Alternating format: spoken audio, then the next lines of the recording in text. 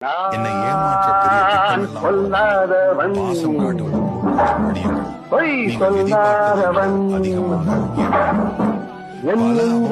பஞ்சங்கள் இல்லாதவன் வீண்டம்புக்கும் சண்டைக்கும் செல்லாதவன் கைகட்டி வாய் மூடி யார் முன் நான் முந்தி ஆதாயம் தேடாதவன் அந்த ஆகாயம் போல் வாழ்பவன்